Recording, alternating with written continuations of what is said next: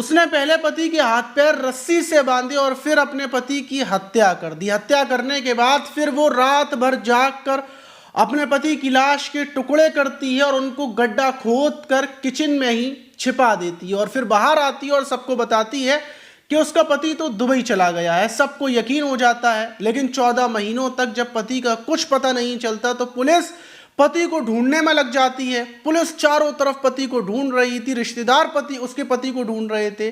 किसी को भी कानो कान खबर नहीं थी कि जिस पति को ढूंढा जा रहा है, जिस समीर को ढूंढा जा रहा है, वो घर के ही किचन के अंदर दफन है।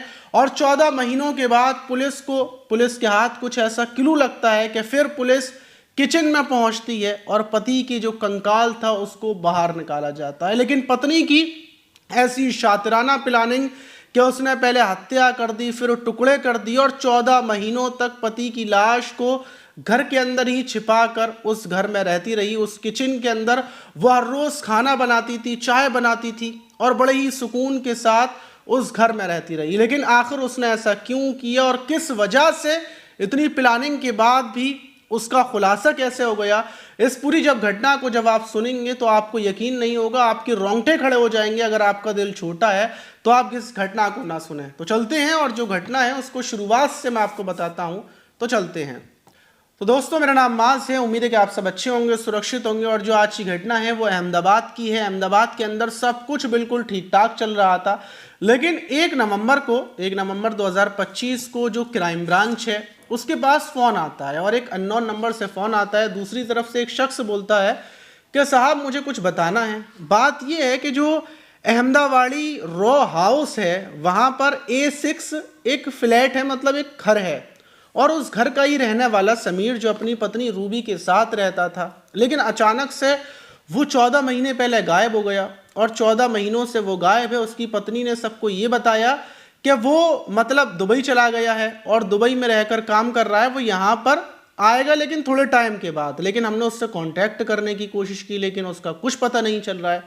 जब क्राइम ब्रांच को ये मतलब खबर मिलती है तो क्राइम ब्रांच की टीम खुफिया तरीके से जांच पड़ताल शुरू करती है और क्राइम ब्रांच को पता चलता है कि समीर अंसारी, जिसने रूबी से 5 साल पहले लव मैरिज की थी और ये बिहार का रहने वाला था, और लव मैरिज करने के बाद ये अहमदाबाद का जो फतेहबाड़ी कनाल का अहमदाबादी रॉ हाउस के A6 में अपनी पत्नी के साथ रहता था और लगभग ये 3 साल से यहाँ पर रह रहा था। लेकिन अचानक से ये 14 महीने पहले गायब हुआ है। क्राइम ब्रांच को इस बात पर मतलब पक्का हो जाता है। जब पड़ोसियों से बातचीत की जाती है तो पड़ोसी बताते हैं कि जो पत्नी रूबी है उसने ये बताया है कि वो तो दुबई में है, लेकिन पड़ोसी ये भी बताते हैं कि रूबी के पास ना ही उसके पति के कोई फ़ोन आता, ना पति एक भी बार मिलने के लिए आया। लेकिन जो पत्नी है वो यहाँ पर एक युवक रहता है इमरान, उसके साथ ही अब घर में रहती है। मतलब अब अलग अलग नहीं रहती। इमरान उसका प्रेमी है और प्रेमी के साथ वो उसी घर में रहती है जिस घर में ये सारी घटना हुई थी। और अभी लगभग 15 से 20 दिन पहले ही उसने जिस घर में वो रहती थी, मतलब जो उसका खुद का घर था, उस घर को खाली कर कर वो चली गई है और दूसरी जगह पर रह रही है इमरान के साथ। और जब ये क्राइम ब्रांच को बात पता चलती है तो क्राइम ब्रांच को भी ये बात हजम नहीं होती कि भला जो रूबी का घर था उस घर को उसने छोड़ दिया और प्रेमी के साथ दूसरी जगह रह रही है और अपने घर में उसने किराएदार रखवा दिए हैं। अब पुलिस और छानबीन में लग वहीं पुलिस समीर के नंबर के बारे में पता करती है कि शायद समीर का नंबर चालू हो। उसकी लोकेशन निकाली जाती है कि लास्ट टाइम समीर कहाँ पर था। तो पता चलता है कि 14 महीने पहले लास्ट टाइम समीर की जो लोकेशन थी वो उसके घर की थी और समीर कोई दुबई वगैरह नहीं गया। सब कुछ पुलिस पता कर लेती है, कोई ट्रांजैक्शन समीर की आईडी से नहीं हुआ। वहीं समीर अंसारी के परिवार में जो बिहार के रहने वाले थे उनसे बातचीत की जाती है, उनसे पता किया जाता है। तो पता चलता है कि समीर के पिता का इंतकाल हो गया था लगभग 1 से 1.5 साल पहले, और उसके बाद से ही समीर पूरे तरीके से अपने परिवार से, रिश्तेदारों से कट गया था। कोई भी बातचीत वो अपने परिवार से नहीं करता था। और दूसरी बात कि इसने रूबी से लव मैरिज की थी, तो इसलिए परिवार भी इससे कोई ख़ास मतलब नहीं रखता था। तो कुल मिलाकर समीर अंसारी पूरे तरीके से अकेला था।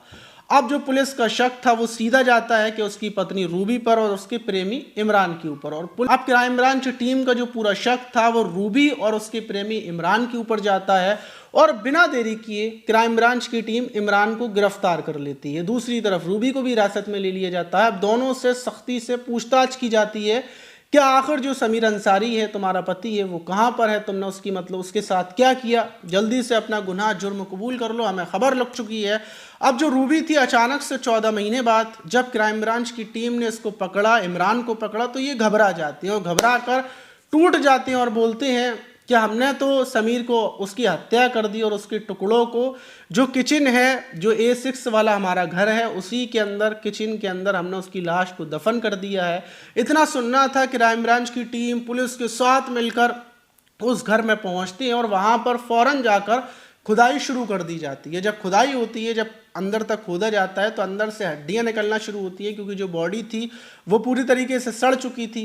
जो कंकाल निकलता है उसकी कंकाल का DNA टेस्ट करने के लिए भेज दिया जाता है और तब मोहल्ले वालों को खबर लगती है कि 14 महीनों से जो समीर को लोग समझ रहे थे कि दुबई में है, वो 14 महीने पहले ही मर चुका था और उसकी पत्नी रूबी और प्रेमी इमरान ने मिलकर मार दिया। अब सवाल ये कि आखिर इन लोगों ने कैसे मारा, कैसे इस प्लानिंग को अंजाम दिया, किस वजह से मारा। जब रूबी से शुरुआत से पूरी कहानी पूछी जाती है तो रूबी बताती है कि आज से 5 साल पहले दोनों की मुलाकात हुई थी, दोनों एक दूसरे से प्यार करने लगे थे, समीर और रूबी, और 2 साल तक इनकी प्रेम कहानी चलती है। जो रूबी थी वो समीर के ऊपर शादी का दबाव बनाती है और समीर रूबी के साथ लव मैरिज कर लेता है। लव मैरिज से जो समीर का परिवार था वो नाराज़ हो जाता है और इसलिए समीर की दूरियां अपने परिवार से हो जाती हैं।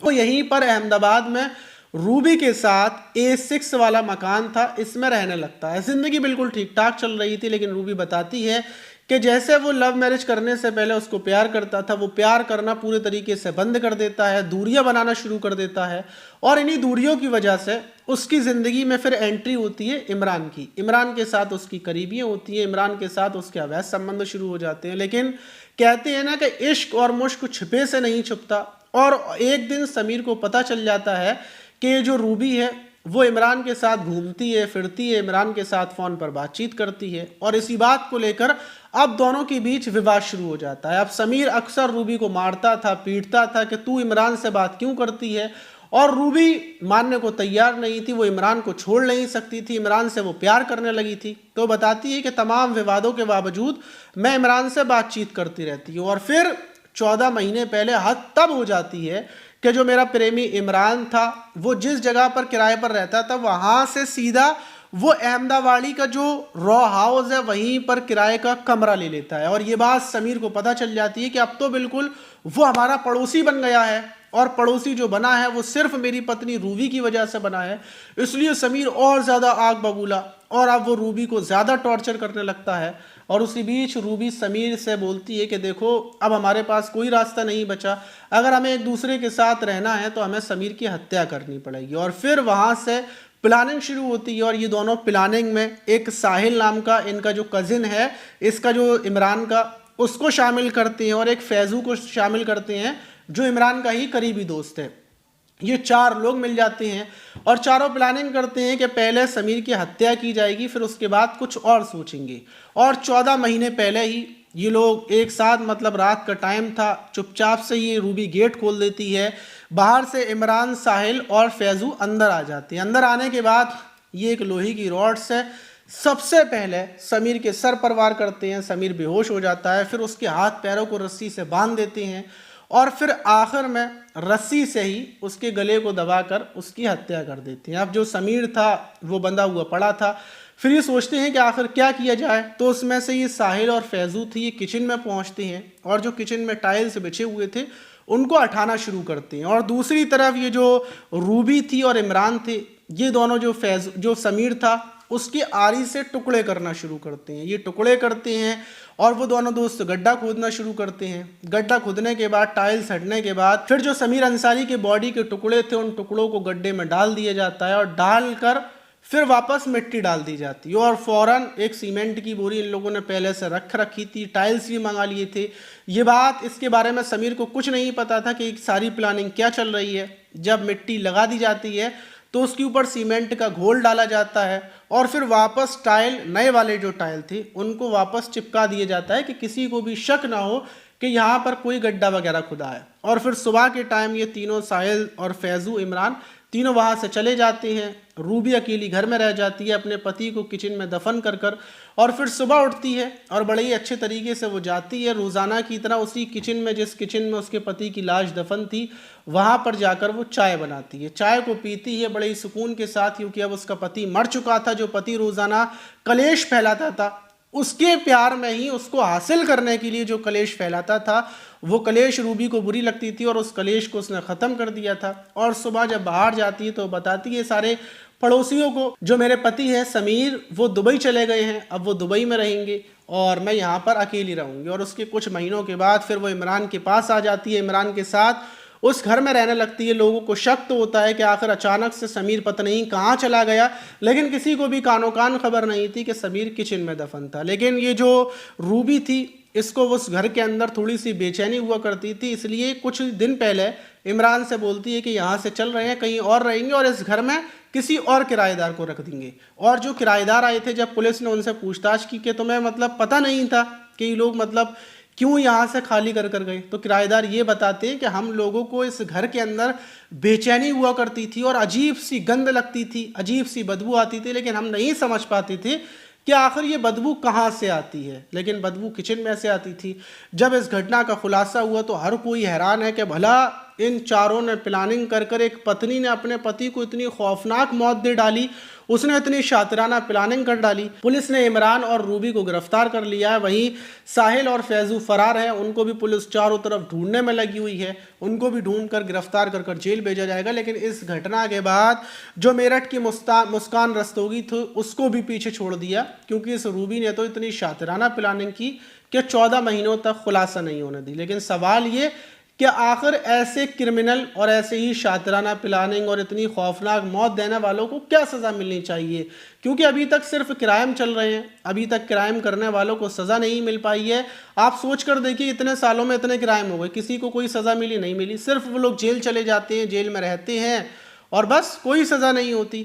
तो ऐसे लोगों के लिए क्या सज़ा होनी चाहिए, कमेंट बॉक्स में ज़रूर बताइएगा। मिलते हैं किसी और वीडियो में, जब तक के लिए अपना ख्याल रखें, सुरक्षित रहें, सावधान रहें। और इस घटना से एक चीज़ और सीखने को मिलती है कि अगर आपकी प्रेमिका या आपका प्रेमी कोई भी किसी और के साथ अवैध संबंध चला रहा है, अफेयर चला रहा है, तो आप उसको रोके टोके ना, उसके ऊपर ज़्यादा दबाव ना बनाएं। सबसे अच्छा रास्ता ये है कि उसको छोड़ दें, उसको जाने दें। अगर आप दबाव बनाएंगे तो हो सकता है आपकी जान के लाले पड़ जाएं। तो आप इस घटना पर क्या बोलेंगे? मिलते हैं किसी और वीडियो में।